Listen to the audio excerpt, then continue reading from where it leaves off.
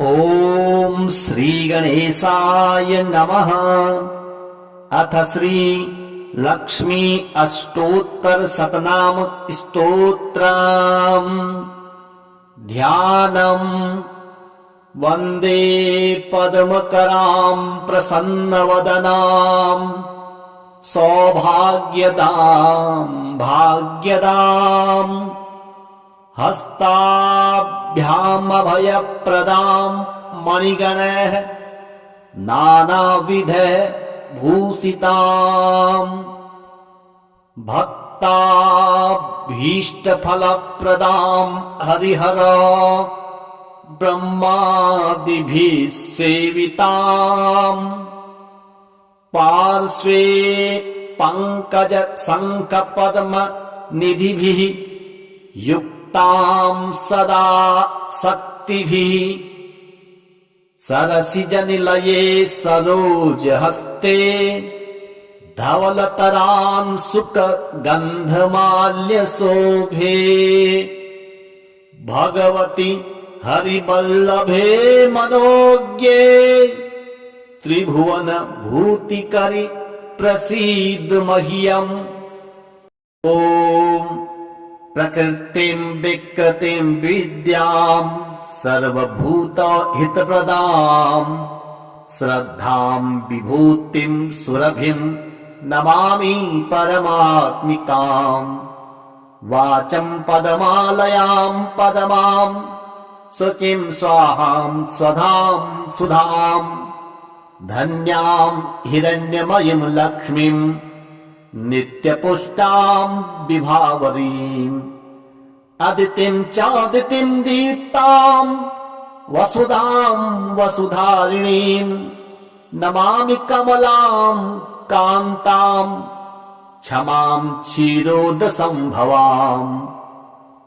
अनुग्रहपरां बुद्धिं अनघां हरिवल्लभाम् अशोकाममृतां दीप्तां लोकशोकविनाशिनीम् नमामि धर्मनिलयां करुणां लोकमातरम् पद्मप्रियां पद्महस्तां पद्माक्षीं पद्मसुन्दरीं पद्मोद्भवां पद्ममुखीं पद्मनाभप्रियां रमां पद्ममालाधरां देवीं पद्मिनीं पद्मगन्धिनीं पुण्यगन्धा सुप्रसन्नां प्रसादाभिमुखीं प्रभां नमामि चन्द्रवदनां चन्द्रां चन्द्रसहोदरीं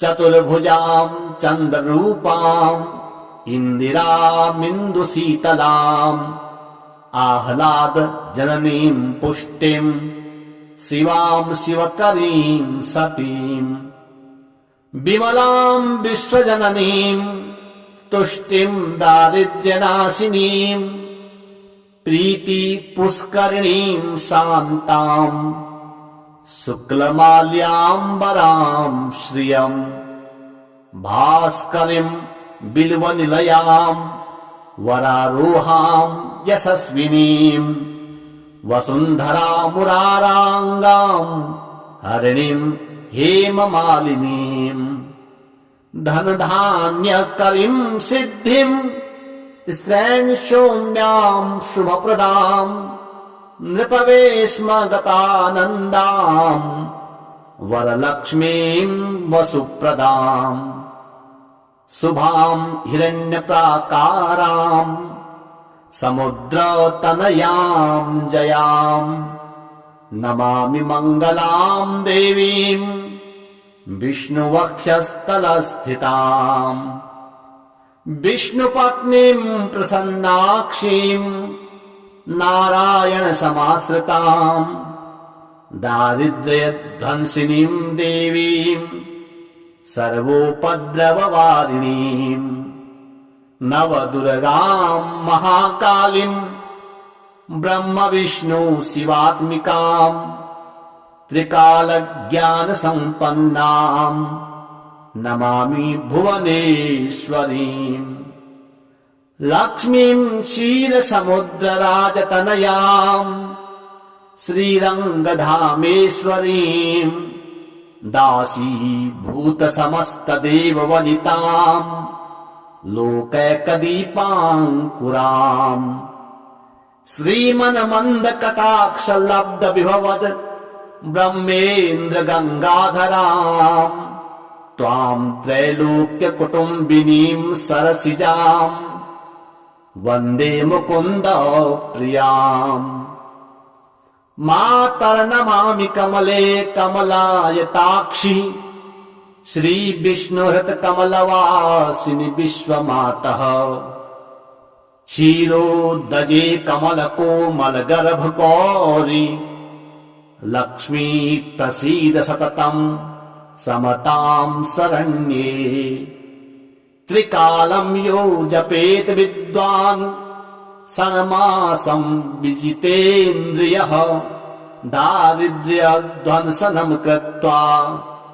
सर्वमाप्नोत यत्नतः देवी नाम सहस्रेषु पुण्यम् अष्टोत्तरम् शतम् येन श्रियमवाप्नोति कोटिजन्म दरिद्रतः भृगुवारे शतम् धीमान् पठेत् वत्सरमात्रकम् अष्टैश्वर्यमवाप्नोति कुबेर इव भूतले दारिद्र्यमोचनम् नाम स्तोत्रमम्बा परम् शतम् येन स्त्रियमवाप्नोति कोटिजन्म दरिद्रतः भुक्त्वा तु विपुलान् भोगान् अन्ते सायुज्यमाप्नुयात् प्रातः काले पठेन्नित्यम् सर्वदुःखोपशान्तये पठन्तो चिन्तयेद्देवीम् सर्वाभरणभूषिताम् वन्दे पद्मकराम् प्रसन्नवदनाम् सौभाग्यदाम् भाग्यदाम् हस्ताभ्यामभयप्रदाम् मणिगणैः नानाविधैः भूषिताम् भक्ताभीष्टफलप्रदाम् हरिहर ब्रह्मादिभिः सेविताम् पार्श्वे पङ्कज शङ्खपद्म निधिभिः युक्ताम् सदा शक्तिभिः सरसिजनिलये सरोजहस्ते धवलतरान् सुखगन्धमाल्यशोभे भगवति हरिवल्लभे मनोज्ञे त्रिभुवन भूतिकरि प्रसीद मह्यम् ॐ प्रकृतिं विकृतिं विद्याम् सर्वभूतहितप्रदाम् श्रद्धाम् विभूतिं सुरभिं नमामि परमात्मिकाम् वाचं पदमालयाम् पदमाम् शुचिं स्वाहाम् स्वधाम् सुधाम् धन्याम् हिरण्यमयीं लक्ष्मीम् नित्यपुष्टाम् विभावरीम्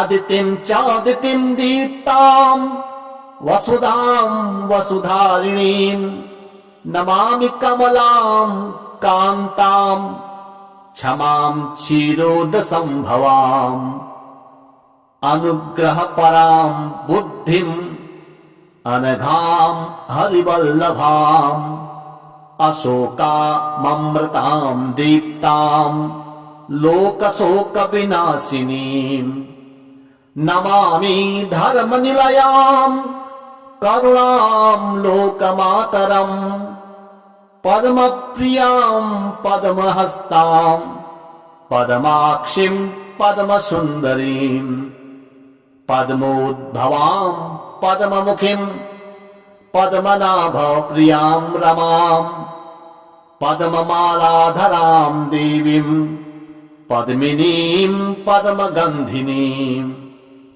पुण्यगन्धा सुप्रसन्नां प्रसादाभिमुखीं प्रभां नमामि चन्द्रवदनां चन्द्रां चन्द्रसहोदरीं चतुर्भुजां चन्द्ररूपां इन्दिरामिन्दुशीतलाम् आह्लाद जननीं पुष्टिं शिवां शिवकरीं सतीं विमलां विश्वजननीं तुष्टिं दारिद्र्यनाशिनीं प्रीति पुष्करिणीं शान्तां शुक्लमाल्याम्बरां श्रियं भास्करीं बिल्वनिलयां वरारोहां यशस्विनीं वसुन्धरामुराराङ्गां हरिणीं हेममालिनीं धनधान्यकरीं सिद्धिं स्त्रैण सौम्यां शुभप्रदां नृपवेश्मगतानन्दां वरलक्ष्मीं वसुप्रदां शुभां हिरण्यप्राकारां समुद्रतनयां जयां नमामि मङ्गलां देवीं विष्णुवक्षस्थलस्थितां विष्णुपत्नीं प्रसन्नाक्षीं नारायणसमाश्रितां दारिद्र्यध्वंसिनीं देवीं सर्वोपद्रववारिणीं नवदुर्गां महाकालीं ब्रह्मविष्णु शिवात्मिकां त्रिकालज्ञानसम्पन्नां नमामि भुवनेश्वरीं लक्ष्मीं क्षीरसमुद्रराजतनयां श्रीरङ्गधामेश्वरीं दासीभूतसमस्तदेववनितां लोकैकदीपाङ्कुराम् श्रीमन्मन्दकटाक्षलब्धविभवद् ब्रह्मेन्द्रगङ्गाधरां त्वां त्रैलोक्यकुटुम्बिनीं सरसिजां वन्दे मुकुन्द प्रियाम् मातर्नमामि कमले कमलायताक्षि श्रीविष्णुहृतकमलवासिनि विश्वमातः क्षीरोदजे कमलकोमलगर्भगौरि लक्ष्मी प्रसीद सततं समतां शरण्ये त्रिकालं यो जपेत विद्वान् षण्मासं विजितेन्द्रियः दारिद्र्यध्वंसनं कृत्वा सर्वमाप्नोत यत्नतः देवी नाम सहस्रेषु पुण्यम् अष्टोत्तरं शतं येन श्रियमवाप्नोति कोटिजन्म दरिद्रतः भृगुवारे शतं धीमान् पठेत् वत्सरमात्रकम् अष्टैश्वर्यमवाप्नोति कुबेर इव भूतले दारिद्र्यमोचनं नाम स्तोत्रमम्बा परं शतं येन स्त्रियमवाप्नोति कोटिजन्म दरिद्रतः भुक्त्वा तु विपुलान् भोगान् अन्ते सायुज्यमाप्नुयात् प्रातः काले पठेन्नित्यम् सर्वदुःखोपशान्तये पठन्तु चिन्तयेत् देवीं सर्वाभरणभूषिताम् वन्दे पद्मकरां प्रसन्नवदनां सौभाग्यदां भाग्यदां हस्ताभ्यामभयप्रदां मणिगणैः नानाविधैः भूषिताम् भक्त भक्ताभीष्टफलप्रदां हरिहर ब्रह्मादिभिः सेविताम् पार्श्वे पंकज शंखपद्म निधिभिः युक्तां सदा शक्तिभिः सरसिजनिलये सरोजहस्ते धवलतरान् सुखगन्धमाल्यशोभे भगवति हरिवल्लभे मनोज्ञे त्रिभुवन भूतिकरि प्रसीद मह्यम्। ॐ प्रकृतिं विकृतिं विद्यां सर्वभूतहितप्रदां श्रद्धां विभूतिं सुरभिं नमामि परमात्मिकाम्।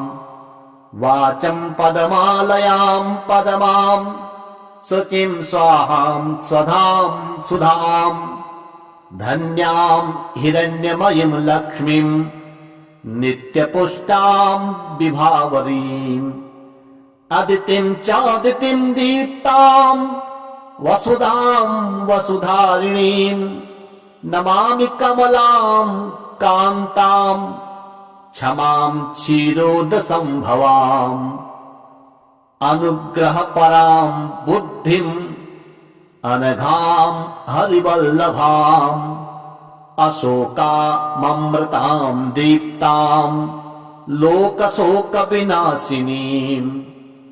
नमामि धर्मनिलयां करुणां लोकमातरम् पद्मप्रियां पद्महस्तां पद्माक्षीं पद्मसुन्दरीं पद्मोद्भवां पद्ममुखीं पद्मनाभप्रियां रमां पद्ममालाधरां देवीं पद्मिनीं पद्मगन्धिनीं पुण्यगन्धा सुप्रसन्नां प्रसादाभिमुखीं प्रभां नमामि चन्द्रवदनां चन्द्रां चन्द्रसहोदरीं चतुर्भुजां चन्द्ररूपां इन्दिरामिन्दुशीतलाम् आह्लादजननीं पुष्टिं शिवां शिवकरीं सतीं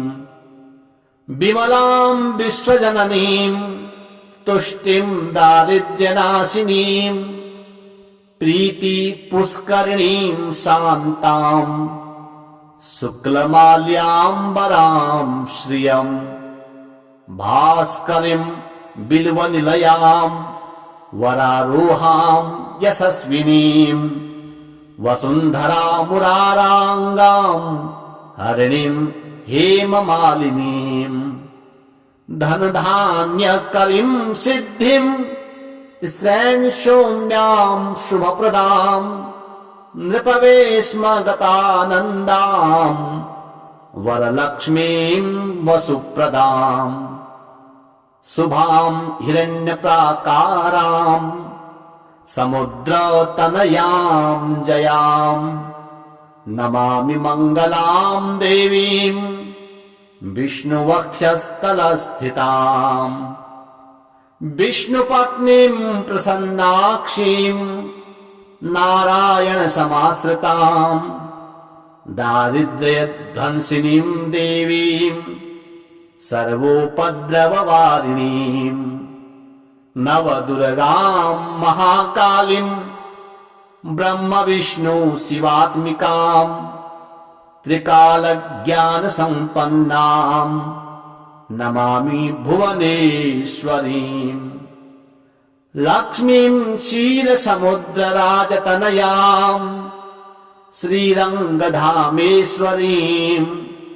दासीभूतसमस्तदेववनितां लोकैकदीपाङ्कुराम् श्रीमन्मन्दकटाक्षलब्धविभवद् ब्रह्मेन्द्रगङ्गाधरां त्वां त्रैलोक्यकुटुम्बिनीं सरसिजां वन्दे मुकुन्द प्रियाम् मातर्नमामि कमले कमलायताक्षि श्रीविष्णुहृतकमलवासिनि विश्वमातः क्षीरोदजे कमलकोमलगर्भगौरि लक्ष्मी प्रसीद सततम् समतां शरण्ये त्रिकालं यो जपेत विद्वान् षण्मासं विजितेन्द्रियः दारिद्र्यध्वंसनं कृत्वा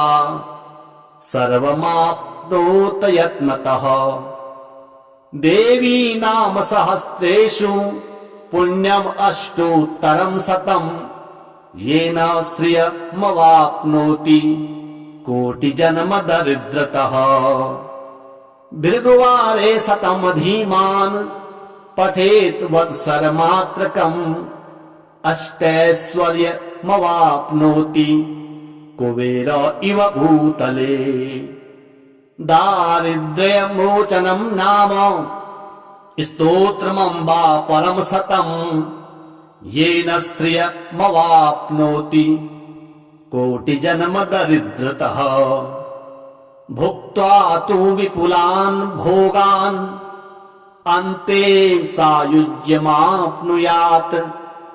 प्रातः काले पठेन्नित्यम् सर्वदुःखोपशान्तये पठन्तो चिन्तयेत् देवीम् सर्वाभरणभूषिताम् वन्दे पद्मकरां प्रसन्नवदनाम् सौभाग्यदां भाग्यदाम् हस्ताभ्यामभयप्रदां मणिगणैः नानाविधैः भूषिताम् भक्ताभीष्टफलप्रदां हरिहर ब्रह्मादिभिः सेविताम् पार्श्वे पङ्कज शङ्खपद्म निधिभिः युक्तां सदा शक्तिभिः सरसिजनिलये सरोजहस्ते धवलतरान् सुखगन्धमाल्यशोभे भगवति हरिवल्लभे मनोज्ञे त्रिभुवन भूतिकरि प्रसीद मह्यम् ॐ प्रकृतिं विकृतिं विद्यां सर्वभूतहितप्रदां श्रद्धां विभूतिं सुरभिं नमामि परमात्मिकाम् वाचं पदमालयां पदमां शुचिं स्वाहां स्वधां सुधां धन्यां हिरण्यमयीं लक्ष्मीं नित्यपुष्टां विभावरीम् अदितिं चादितिं दीप्तां वसुधां वसुधारिणीं नमामि कमलां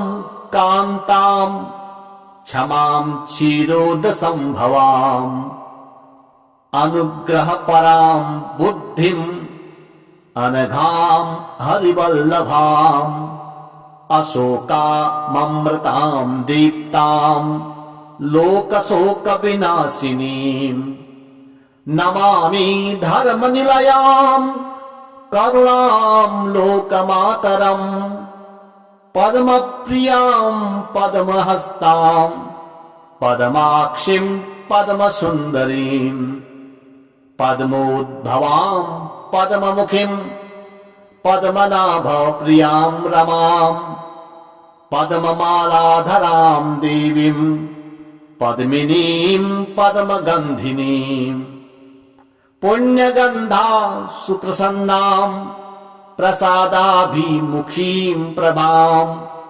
नमामि चन्द्रवदनां चन्द्रां चन्द्रसहोदरीं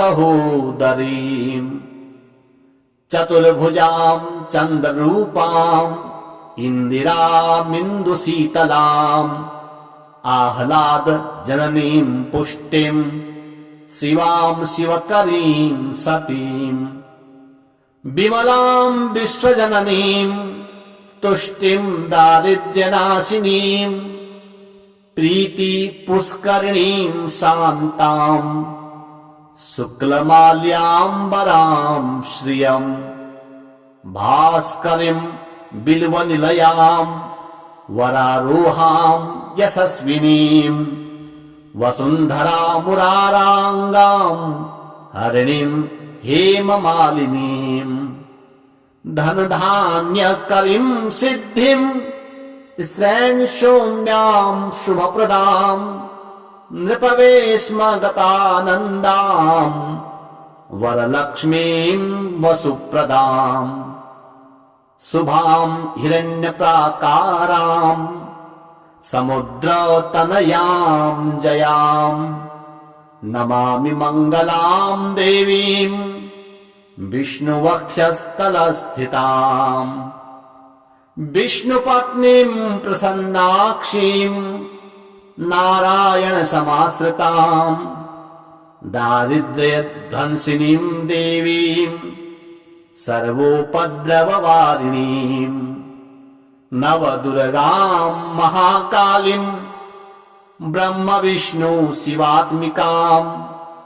त्रिकालज्ञानसम्पन्नां नमामि भुवनेश्वरीं लक्ष्मीं क्षीरसमुद्रराजतनयां श्रीरङ्गधामेश्वरीं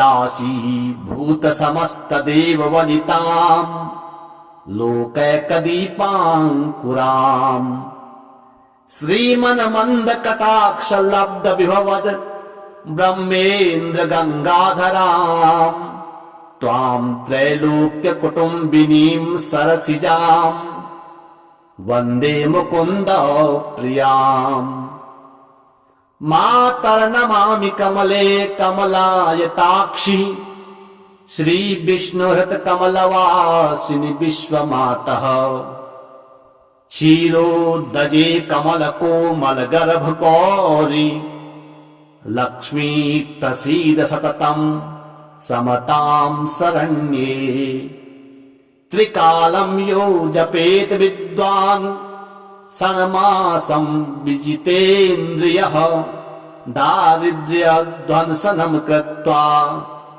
सर्वमाप्नोत यत्नतः देवी नाम सहस्रेषु पुण्यम् अष्टोत्तरं शतं येन श्रियमवाप्नोति कोटिजन्म दरिद्रतः भृगुवारे शतं धीमान् पठेत् वत्सरमात्रकम् अष्टैश्वर्यमवाप्नोति कुबेर इव भूतले दारिद्र्यमोचनं नाम स्तोत्रमम्बा परं शतं येन स्त्रियमवाप्नोति कोटिजन्म दरिद्रतः भुक्त्वा तु विपुलान् भोगान् अन्ते सायुज्यमाप्नुयात्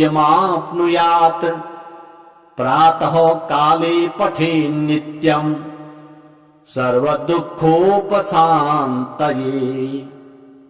पठन्तो चिन्तयेत् देवीं सर्वाभरणभूषिताम् वन्दे पद्मकरां प्रसन्नवदनां सौभाग्यदां भाग्यदां हस्ताभ्यामभयप्रदां मणिगणैः नानाविधैः भूषिताम् भक्ताभीष्टफलप्रदां हरिहर ब्रह्मादिभिः सेविताम् पार्श्वे पङ्कज शङ्खपद्म निधिभिः युक्तां सदा शक्तिभिः सरसिजनिलये सरोजहस्ते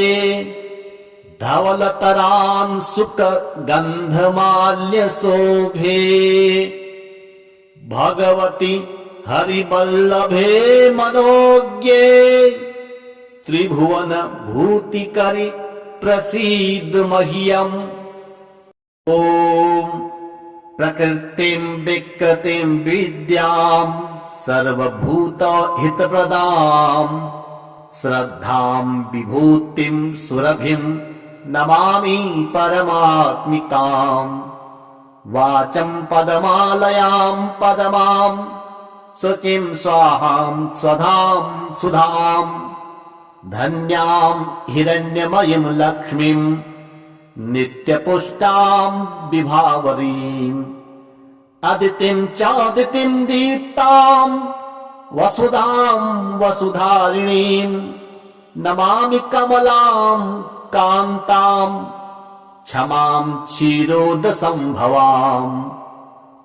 अनुग्रहपरां बुद्धिं अनघां हरिवल्लभाम् अशोकाममृतां दीप्तां लोकशोकविनाशिनीम् नमामि धर्मनिलयां करुणां लोकमातरम्। पद्मप्रियां पद्महस्तां पद्माक्षीं पद्मसुन्दरीं पद्मोद्भवां पद्ममुखीं पद्मनाभप्रियां रमां पद्ममालाधरां देवीं पद्मिनीं पद्मगन्धिनीं पुण्यगन्धा सुप्रसन्नां प्रसादाभिमुखीं प्रभां नमामि चन्द्रवदनां चन्द्रां चन्द्रसहोदरीं चतुर्भुजां चन्द्ररूपां इन्दिरामिन्दुशीतलाम् आह्लादजननीं पुष्टिं शिवां शिवकरीं सतीं विमलां विश्वजननीं तुष्टिं दारिद्र्यनाशिनीं प्रीतिपुष्करिणीं शान्तां शुक्लमाल्याम्बरां श्रियं भास्करीं बिल्वनिलयां वरारोहां यशस्विनीं वसुन्धरामुराराङ्गां हरिणीं हेममालिनीं धनधान्यकरीं सिद्धिं स्त्रैण सौम्यां शुभप्रदां नृपवेश्मगतानन्दां वरलक्ष्मीं वसुप्रदां शुभां हिरण्यप्राकारां समुद्रतनयां जयां नमामि मङ्गलां देवीं विष्णुवक्षस्थलस्थितां विष्णुपत्नीं प्रसन्नाक्षीं नारायणसमाश्रितां दारिद्र्यध्वंसिनीं देवीं सर्वोपद्रववारिणीं नवदुर्गां महाकालीं ब्रह्मविष्णु शिवात्मिकां त्रिकालज्ञानसम्पन्नां नमामि भुवनेश्वरीं लक्ष्मीं क्षीरसमुद्रराजतनयां श्रीरङ्गधामेश्वरीं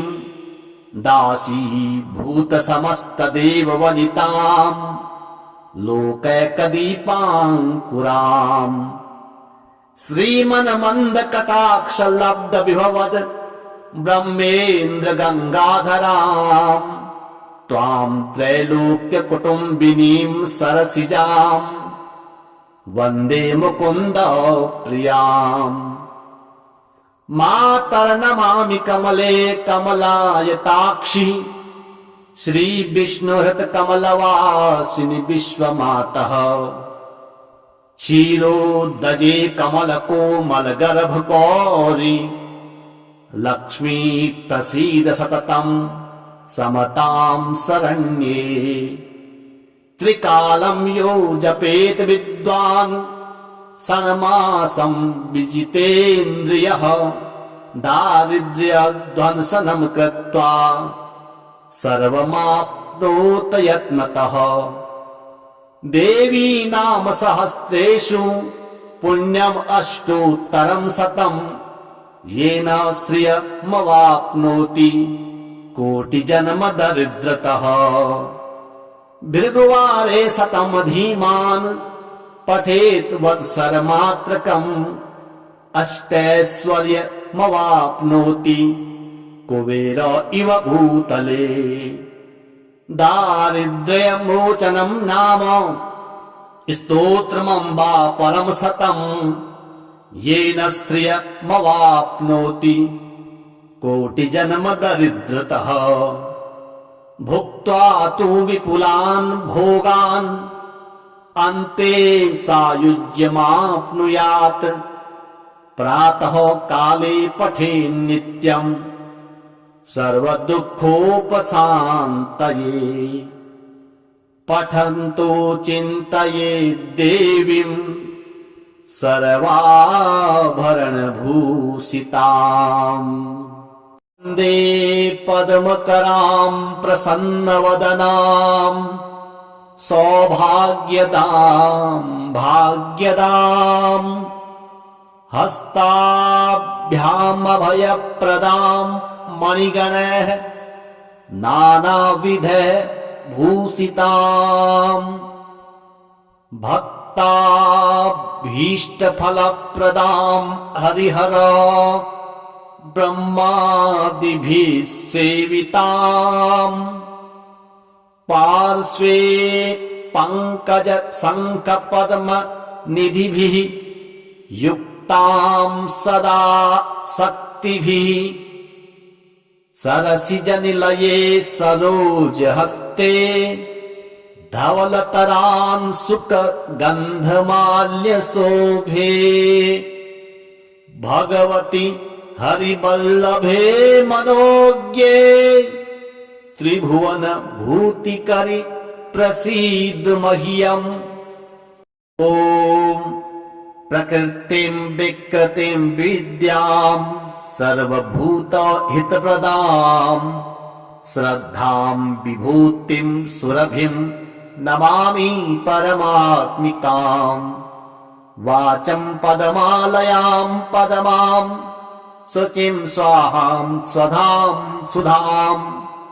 धन्याम् हिरण्यमयीम् लक्ष्मीम् नित्यपुष्टाम् विभावरीम्।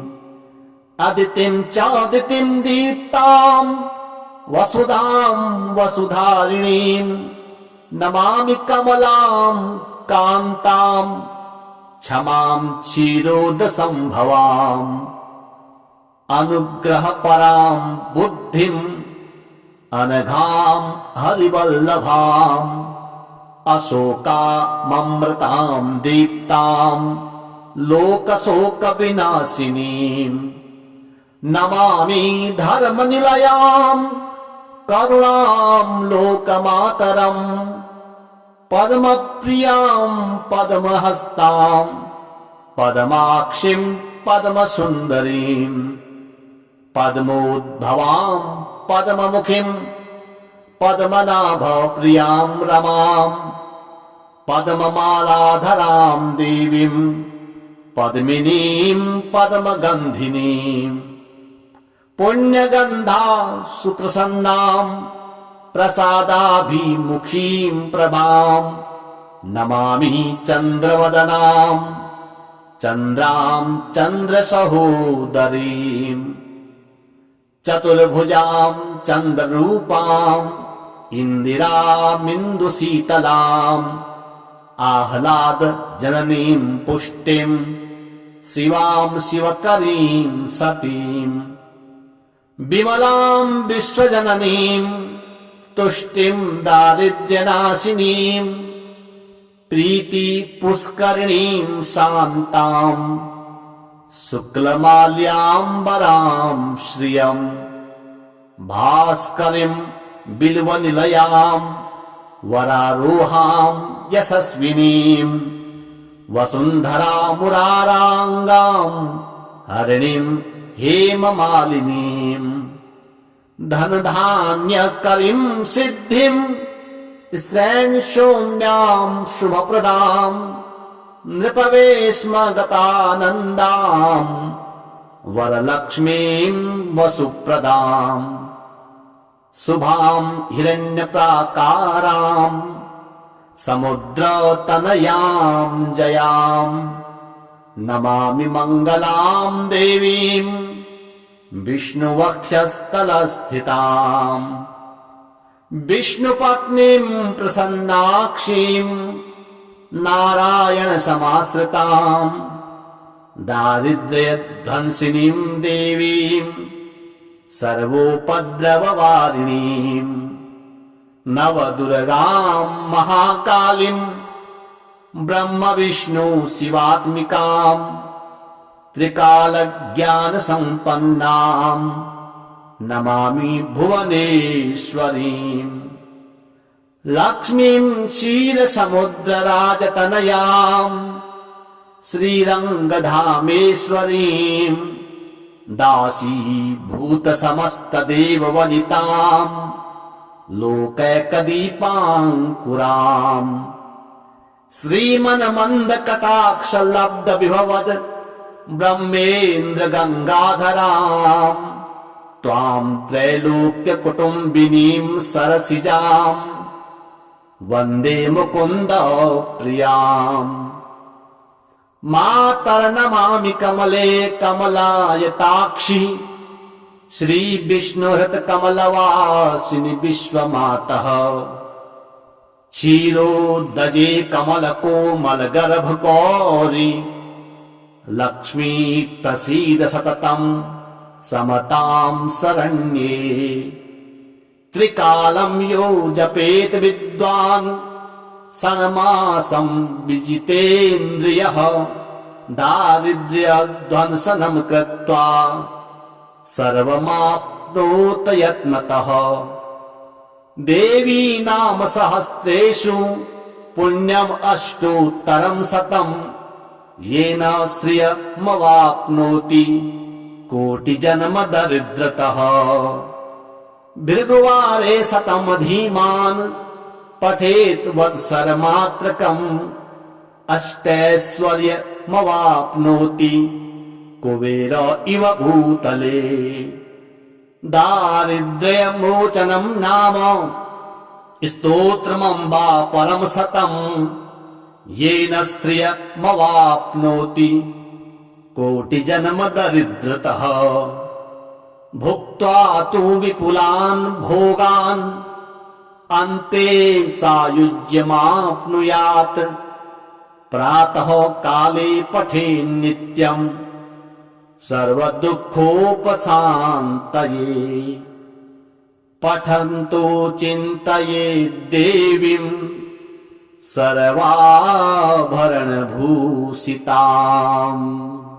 वन्दे पद्मकराम् प्रसन्नवदनाम् सौभाग्यदाम् भाग्यदाम् हस्ताभ्यामभयप्रदाम् मणिगणैः नानाविधैः भूषिताम् भक्ताभीष्टफलप्रदाम् हरिहर ब्रह्मादिभिः सेविताम् पार्श्वे पङ्कज शङ्खपद्म निधिभिः युक्ताम् सदा शक्तिभिः सरसिजनिलये सरोजहस्ते धवलतरान् सुखगन्धमाल्यशोभे भगवति हरिवल्लभे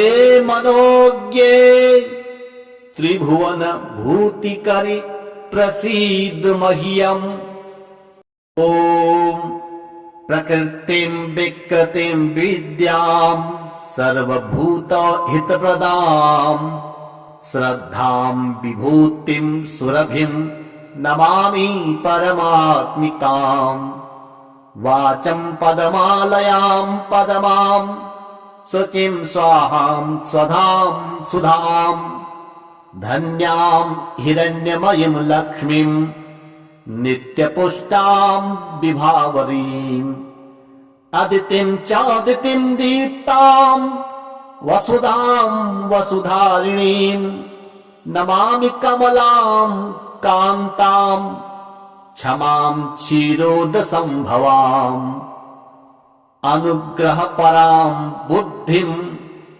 अनघां हरिवल्लभाम् अशोकाममृतां दीप्तां लोकशोकविनाशिनीम् नमामि धर्मनिलयां करुणां लोकमातरम् पद्मप्रियां पद्महस्तां पद्माक्षीं पद्मसुन्दरीं पद्मोद्भवां पद्ममुखीं पद्मनाभप्रियां रमां पद्ममालाधरां देवीं पद्मिनीं पद्मगन्धिनीं पुण्यगन्धा सुप्रसन्नां प्रसादाभिमुखीं प्रभां नमामि चन्द्रवदनां चन्द्रां चन्द्रसहोदरीं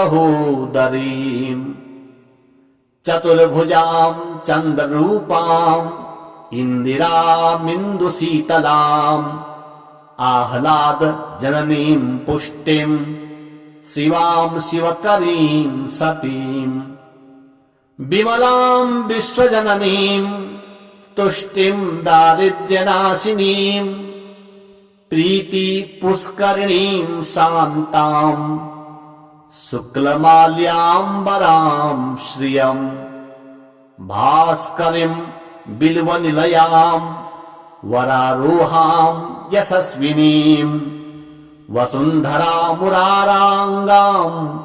हरिणीं हेममालिनीं धनधान्यकरीं सिद्धिं स्त्रैणशून्यां शुभप्रदां नृपवेश्मगतानन्दां वरलक्ष्मीं वसुप्रदां शुभां हिरण्यप्राकारां समुद्रतनयां जयां नमामि मङ्गलां देवीं विष्णुवक्षस्थलस्थितां विष्णुपत्नीं प्रसन्नाक्षीं नारायणसमाश्रितां दारिद्र्यध्वंसिनीं देवीं सर्वोपद्रववारिणीं नवदुर्गां महाकालीं ब्रह्मविष्णु शिवात्मिकां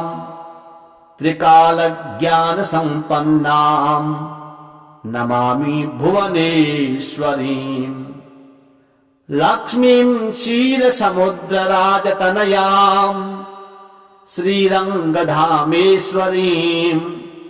दासीभूतसमस्तदेववनितां लोकैकदीपाङ्कुराम् श्रीमन्मन्दकटाक्षलब्धविभवद् ब्रह्मेन्द्रगङ्गाधरां त्वां त्रैलोक्यकुटुम्बिनीं सरसिजां वन्दे मुकुन्द प्रियाम् मातर्नमामि कमले कमलायताक्षि श्रीविष्णुहृतकमलवासिनि विश्वमातः क्षीरोदजे कमलकोमलगर्भगौरि लक्ष्मी प्रसीद सततं समतां शरण्ये त्रिकालं यो जपेत विद्वान् षण्मासं विजितेन्द्रियः दारिद्र्यध्वंसनं कृत्वा सर्वमाप्नोत यत्नतः देवी नाम सहस्रेषु पुण्यम् अष्टोत्तरं शतं येन श्रियमवाप्नोति कोटिजन्म दरिद्रतः भृगुवारे शतं धीमान् पठेत् वत्सरमात्रकम् अष्टैश्वर्यमवाप्नोति कुबेर इव भूतले दारिद्र्यमोचनं नाम स्तोत्रमम्बा परम शतं येन श्रियमवाप्नोति कोटिजन्म दरिद्रतः भुक्त्वा तु विपुलान् भोगान् अन्ते सायुज्यमाप्नुयात्। प्रातः काले पठेन् नित्यम् सर्वदुःखोपशान्तये। पठन्तु चिन्तयेत् देवीम् सर्वाभरणभूषिताम्। वन्दे पद्मकराम् प्रसन्नवदनाम् सौभाग्यदाम् भाग्यदाम्। हस्ताभ्यामभयप्रदाम् मणिगणैः नानाविधैः भूषिताम्। भक्ताभीष्टफलप्रदाम् हरिहर ब्रह्मादिभिः सेविताम्। पार्श्वे पङ्कज शङ्खपद्म निधिभिः युक्ताम् सदा शक्तिभिः। सरसिजनिलये सरोजहस्ते धवलतरान् सुखगन्धमाल्यशोभे। भगवति हरिवल्लभे मनोज्ञे त्रिभुवन भूतिकरि प्रसीद मह्यम्। ॐ प्रकृतिं विकृतिं विद्याम् सर्वभूतहितप्रदाम् श्रद्धां विभूतिं सुरभिं नमामि परमात्मिकाम्। वाचं पदमालयां पदमां शुचिं स्वाहां स्वधां सुधां। धन्यां हिरण्यमयीं लक्ष्मीं नित्यपुष्टां विभावरीम्। अदितिं चादितिं दीप्तां वसुधां वसुधारिणीं नमामि कमलां कान्तां क्षमां क्षीरोदसंभवाम्। अनुग्रहपरां बुद्धिं अनघां हरिवल्लभाम्। अशोकाममृतां दीप्तां लोकशोकविनाशिनीम् नमामि धर्मनिलयां करुणां लोकमातरम्। पद्मप्रियां पद्महस्तां पद्माक्षीं पद्मसुन्दरीं। पद्मोद्भवां पद्ममुखीं पद्मनाभप्रियां रमां। पद्ममालाधरां देवीं पद्मिनीं पद्मगन्धिनीम्। पुण्यगन्धा सुप्रसन्नां प्रसादाभिमुखीं प्रभां नमामि चन्द्रवदनां चन्द्रां चन्द्रसहोदरीं। चतुर्भुजां चन्द्ररूपां इन्दिरामिन्दुशीतलाम्। आह्लाद जननीं पुष्टिं शिवां शिवकरीं सतीम्। विमलां विश्वजननीं तुष्टिं दारिद्र्यनाशिनीं। प्रीतिपुष्करिणीं शान्तां शुक्लमाल्याम्बरां श्रियं। भास्करीं बिल्वनिलयां वरारोहां यशस्विनीं।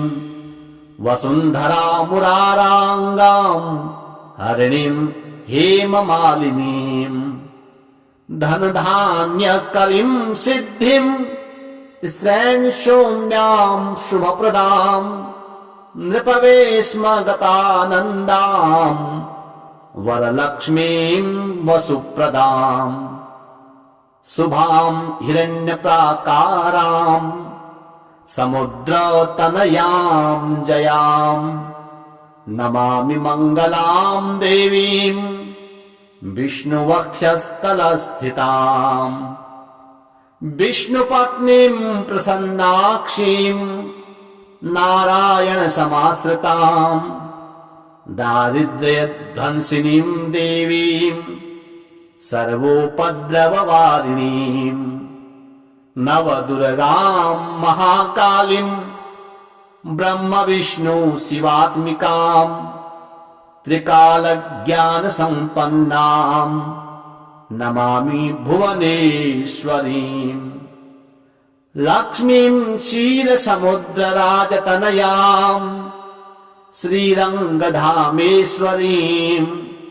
दासीभूतसमस्तदेववनितां लोकैकदीपाङ्कुराम् श्रीमन्मन्दकटाक्षलब्धविभवद् ब्रह्मेन्द्र गङ्गाधराम् त्वां त्रैलोक्यकुटुम्बिनीं सरसिजाम् वन्दे मुकुन्द प्रियाम् मातर्नमामि कमले कमलायताक्षि श्रीविष्णुहृतकमलवासिनि विश्वमातः क्षीरोदजे कमलकोमलगर्भकौरि लक्ष्मी प्रसीद सततं समतां शरण्ये त्रिकालं यो जपेत विद्वान् षण्मासं विजितेन्द्रियः दारिद्र्यध्वंसनं कृत्वा सर्वमाप्नोत यत्नतः देवी नाम सहस्रेषु पुण्यम् अष्टोत्तरं शतं येन श्रियमवाप्नोति कोटिजन्म दरिद्रतः भृगुवारे शतं धीमान् पठेत् वत्सरमात्रकम् अष्टैश्वर्यमवाप्नोति कुबेर इव भूतले दारिद्र्यमोचनं नाम स्तोत्रमम्बा परम शतं येन श्रियमवाप्नोति कोटिजन्म दरिद्रतः भुक्त्वा तु विपुलान् भोगान् अन्ते सायुज्यमाप्नुयात् प्रातः काले पठेन्नित्यम् सर्वदुःखोपशान्तये पठन्तो चिन्तयेत् देवीं सर्वाभरणभूषिताम्।